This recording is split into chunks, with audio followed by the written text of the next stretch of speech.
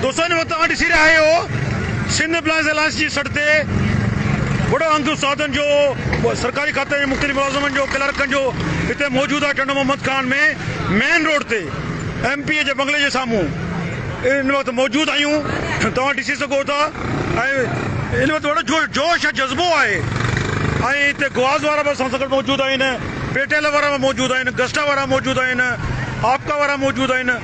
तक़रीबन हर तंज़ीम हिते मौजूदु आहे ऐं सभिनी जो हिकिड़ो ई आज़म आहे त हक़ छिनी वठिबो पिनी न वठिबो ऐं नारेबाज़ी वक़फ़े ते जारी आहे। तव्हांजो ॾेखारींदो हलां ऐं सभु जेको आहे इन वक़्तु वॾो जोश आहे, जज़्बो आहे। हाणे तव्हां लाइव ॾिसी रहिया आहियो हिन वक़्तु बंदि करियो, नारेबाज़ी वरी शुरू थी वई आहे, बंदि करियो। वॾो जोश आहे, जज़्बो आहे।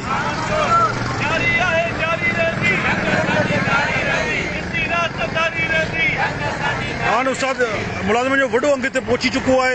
अच्छा तव्हांखे इहो बि ॿुधाईंदो हलां त हिते डिस्ट्रिक्ट हेड क्वार्टर हॉस्पिटल में बि जेको हुन OPD जो बाइकाट करे डॉक्टर पैरामेडिकल अमलो बि ॿाहिरि निकिरी आयो आहे रोडनि ते रस्तनि ते ऐं हिते सिंध एम्प्लॉइज़ अलायंस जो हिते दोस्त पंहिंजा स्कूल तालीमी इदारा सभु बंदि करे पंहिंजे हक़नि जी हासिलात लाइ हिते मौजूदु आहिनि।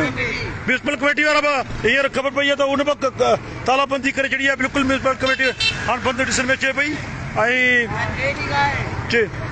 म्यूनिसिपल एम्प्लॉइज़ वारनि ॿुधायो था असां बि तव्हां सां गॾु आहियूं ऐं इन वक़्तु तव्हां ॾिसो था सईद फ़खरुल अमीन शाह जो तमामु सीनियर उस्ताद आहे, माहिर तालीम आहे, उहो इन वक़्तु जेको आहे सभु बंदियूं कराए रहियो आहे, इंतज़ामात में मसरूफ़ आहे ऐं वॾो हिकिड़ो जोश आहे, जज़्बो आहे। दोस्तो हाणे हाजी शफ़ी मोहम्मद सेठी असांखे जॉइन करे चुको आहे। नारा पेटीएल नारा उस्ताद, नारा उस्ताद। शाहनवाज़ हाजी शफ़ी लाइन ते मौजूदु आहे। हाजी शफ़ी जीअं त हाजी शफ़ी पाण ज़िंदाबाद जो जवाबु ॾिनो आहे। ऐं दोस्तो तव्हांखे ॾेखारियां हाजी शफ़ी असां सां गॾु लाइन ते मौजूदु आहे ऐं रैली आहे हिकिड़ी उस्तादनि जी वॾे अंग में हिते पहुती आहे ऐं मुख़्तलिफ़ जेको हिन वक़्तु रैली अची वई आहे। गुलाम मोहम्मद छलकरी जो अची वियो आहे।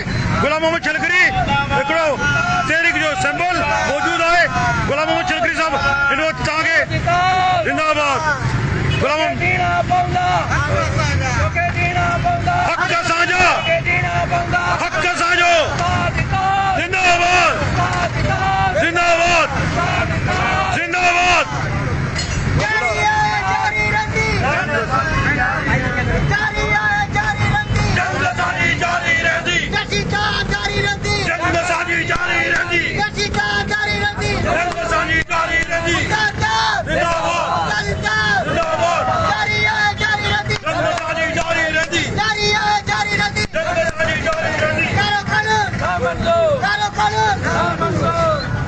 गुलाम